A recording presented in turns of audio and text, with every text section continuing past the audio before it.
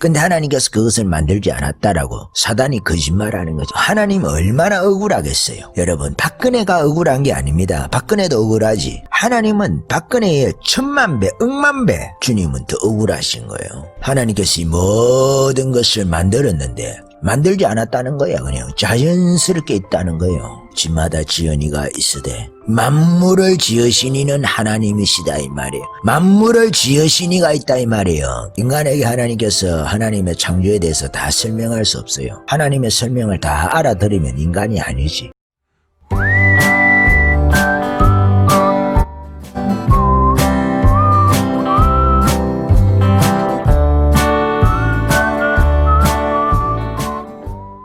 여러분, 겸손한 것이 참 중요하고 겸손한 것이 그리스도인이 추구해야 하는 그 중요한 가치 중에 하나지 않습니까? 근데 겸손이라는 것이 앤드류 머레이입니까? 겸손이라는 그런 책이 있죠. 어떤 선교단체에서 그것을 강력하게 추천해가지고 저도 반텐 끼고 다니면서 본 적도 있고 그랬습니다. 근데 오래되니까 기억도 나지 않습니다. 어떤 내용인지도. 사람 머리가 참 나빠요.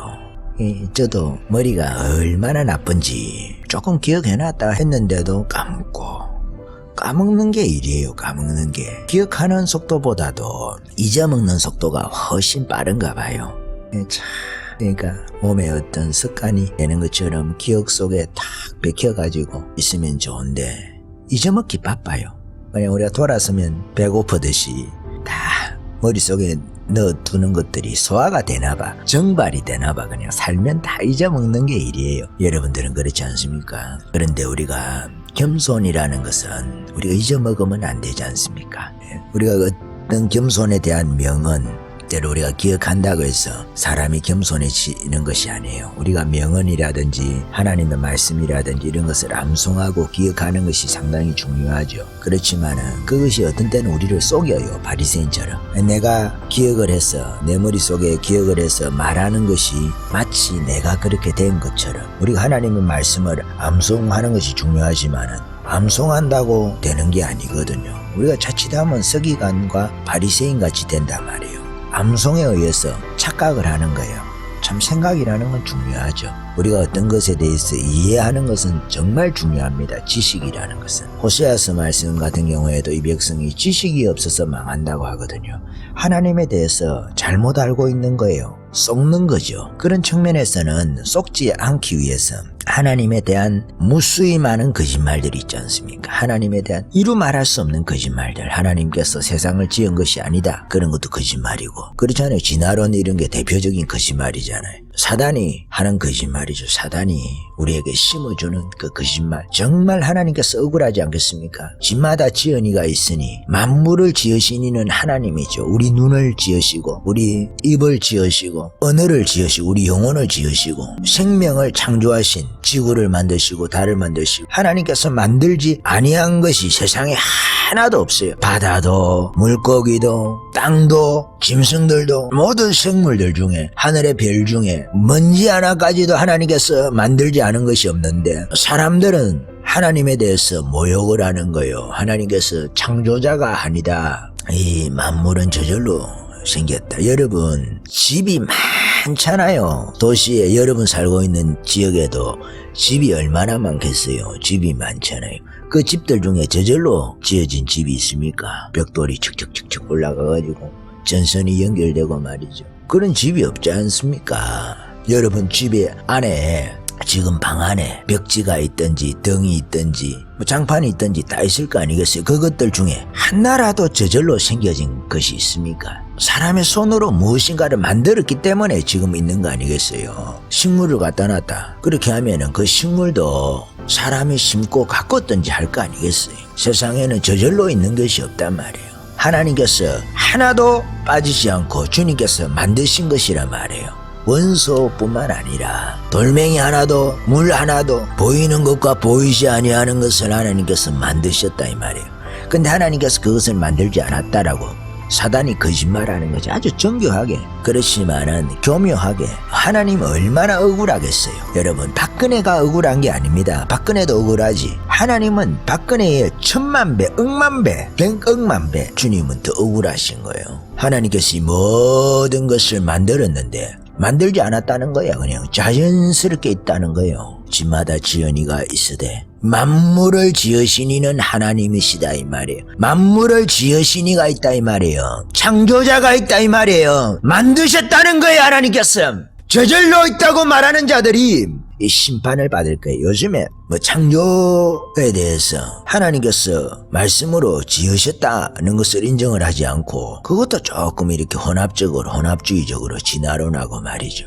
섞어가지고 보려고 하는 그런 자들이 있어요. 이 믿음이 없는 거예요. 믿음이. 그런 자들이 사람들을 가르치고 성도들을 가르친다고 자유주의 신학자들을 하고 유사한 거죠. 자유주의 신학자들도 신학이 아니에요. 그 신학이에요.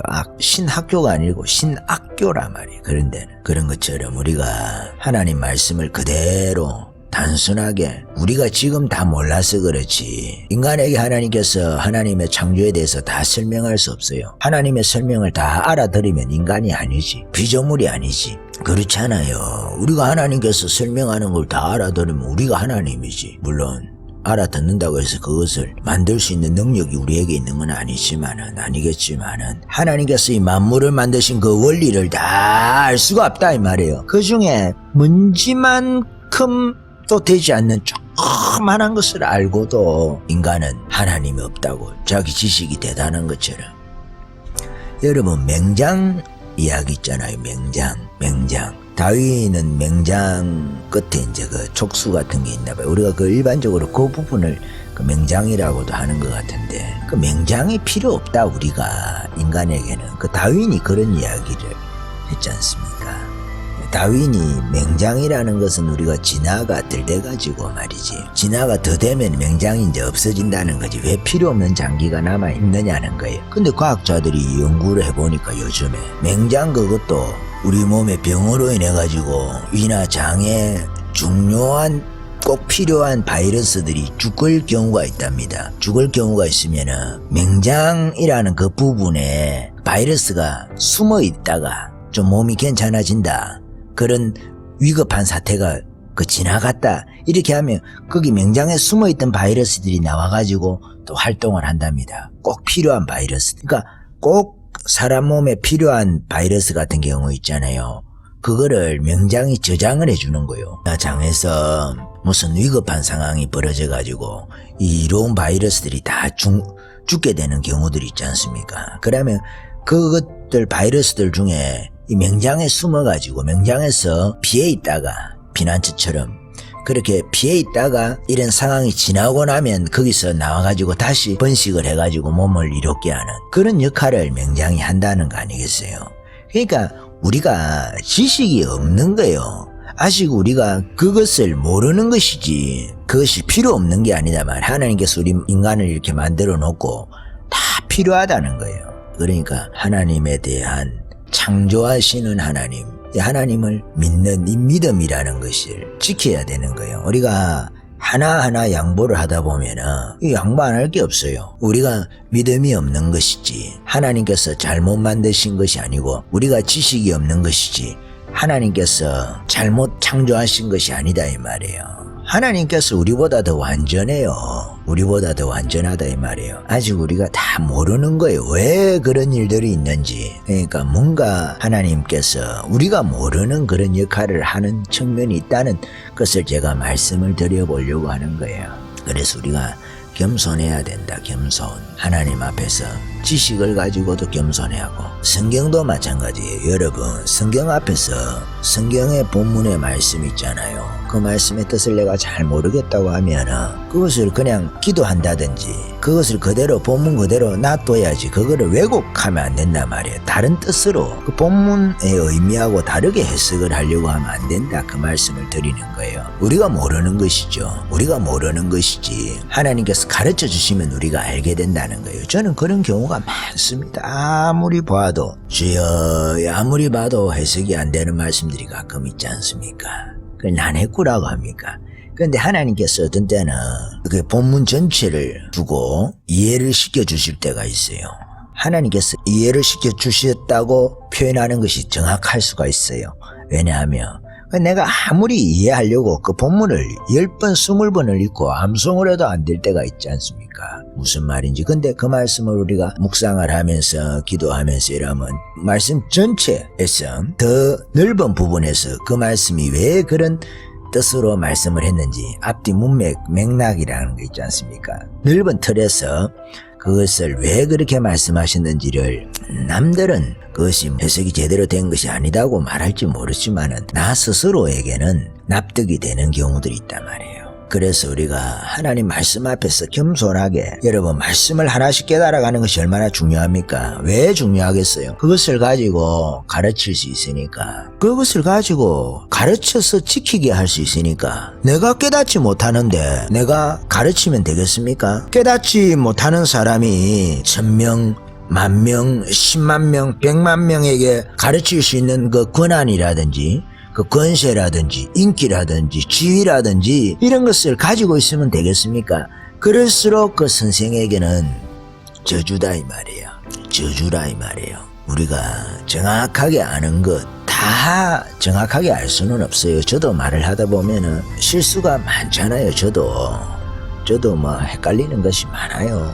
헷갈리는 것이 많고 핵심적으로 중요한 본질적인 것에 헷갈리면 안 되겠지만은 그 외의 것은 여러분 헷갈리는 것이 많잖아요. 어제까지 알고 있던 것 오늘 잊어먹고 치매 걸린 노인도 아닌데 여러분 인생이 그냥 치매입니다. 인생 자체가 사람이 인생 자체가 여러분 치매라 표현해서 그렇지만은 삶 자체가 치매예요. 자꾸 잊어먹지 않습니까 여러분? 잊어먹어요. 잊어먹습니다. 점점 빨리 잊어먹는 게 인간이 그 겸손해야 된다는 말씀을 제가 드리는 거예요.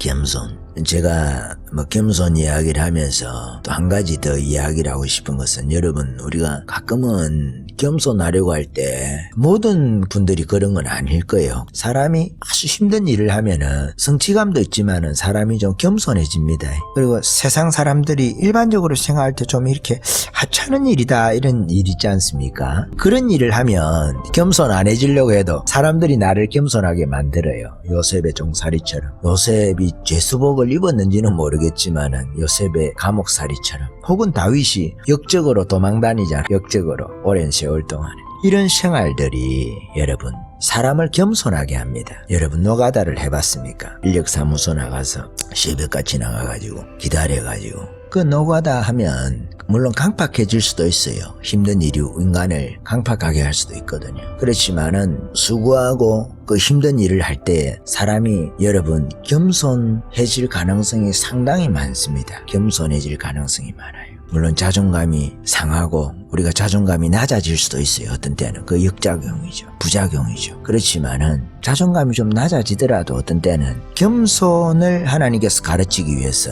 우리의 자존감까지도 건드릴 때가 있다 이 말이에요. 여러분 군대도 마찬가지잖아요. 군대 가면 요즘에는 모르겠는데 그래도 비슷할 거예요. 인간들이 사는 세상이라는 것이 훈련도 여전히 있을 것이고 내무 생활이 조금 편해졌다 해도 그렇지 않거든요. 군 생활이 짧아졌다고 해도 하기 싫은 거는 마찬가지인 거예요. 훈련소 생활이 여전히 힘들 거예요. 그 더운 날에 땀을 피식피식 흘려가면서 행군을 해야 될 거고 PT 체조를 아침 먹고 점심 먹을 때까지 중간중간에 10분간 휴식 몇 번을 하겠지요. 그 나머지 시간 다 계속 육체적인 하기 싫은 운동하고는 다르잖아요. 운동은 자기가 멈추고 자기가 하고 이렇게 할 수가 있죠. 헬스클럽에서는. 운동선수들은 그렇지 않지만 우리가 하는 일반적으로 하는 그런 운동을 말씀을 드립니다. 자기가 하기 싫은 것도 억지로 해야 되잖아요. 종처럼. 인력사무소 가서 막일하는 분들도 마찬가지거든요. 하루 일당이 있으니까 기술이 좀 있는 분들은 좀 자기가 그 조절을 하잖아요. 완급 조절을 하는데 허드렛 일하는 분들은 그렇지 않거든요. 시키는 대로 다 어느 정도 해야 되고 요즘에는 대우가 많이 좋아졌다고 해도 힘이 듭니다. 힘이 들어요. 힘이 드는 일들이 많이 있습니다. 그래도 그러면은 자연스럽게 겸손해지는 거예요. 노동이라는 것이 우리를 겸손하게 하지 않습니까? 힘든 일이라는 것이 우리를 겸손하게 하고 그렇습니다. 겸손이라는 것이 여러분 책 속에만 있는 것이 아니다. 우리의 삶 속에 여러분 그 자리가 있잖아요. 회사 가도 그렇고 어느 조직 안에서 여러분 돈을 벌려고 하면은 그 조직 안에서 자기 딱 자리의 위치를 알아야 되잖아요. 위치. 이게 자기의 전문성 같은 거죠. 자기 위치를 알고 자기 자리를 알아야 되니까 자연스럽게 겸손해지는 거죠. 조직 안에서는 반드시 누군가 위에 있는 사람이 있지 않습니까? 모든 사람이 그런 것은 아니지만은 노동이 우리를 겸손하게 할 때도 있다. 그 부작용으로 물론 자존감이 낮아지면 안 되겠어요. 그리스도인들은 그 부작용을 극복하면서 우리가 겸손해야 하거든요. 그런 부분들이 그렇습니다. 우리가 막 땀을 흘린다든지 더운 날에도 그렇잖아요. 여러분 밭을 맨다 이렇게 하면 그 모자 하나 쓰고 이렇게 제초 작업을 하려고 하면 다리도 모여 얼마나 힘이 듭니까? 불이 뭐 쉽게 뽑히는 경우도 있지만은 그렇지 않은 경우도 있거든. 두 손을 갖고 뽑아야 되는 경우도 있거든요. 더울 때 그러면 등에서 땀이 나잖아요. 여러분 그런 일들을 시골에 계신 분들은 항상 하겠지만은 사람이 참 흙 속에서 겸손해지는 거예요. 노동 속에서. 노동이 가치가 없는 것이 아니에요. 겸손이라는 것이 우리가 앤드루 머레이 겸손이라는 책을 읽어가지고 그 안에서 묵상해 놓은 파스칼의 방세 같은 그런 글들을 우리가 묵상을 하고 암송을 한다고 겸손해지는 것이 아니에요. 그런 측면도 있지만은 그것은 우리를 속일 수도 있어요. 명언들이 우리를 속인다고요. 명언들을 암송하는 것이 마치 내가 글이 된 것처럼. 그러니까 설교하는 자들 선생들이 그런 데 잘 속아요. 잘 속습니다. 자기 말 하는 것이 자기인 줄 알아요. 그러니까 그런 부분들을 우리가 좀 조심을 해야 돼요. 그래도 우리가 가르쳐야 되죠. 이렇게 살아라 저렇게 살아라 맞고 틀린 것을 계속 분별을 해줘야죠. 그렇게 해야 되지만은 우리가 자기한테 속을 수 있다는 거예요. 자기한테.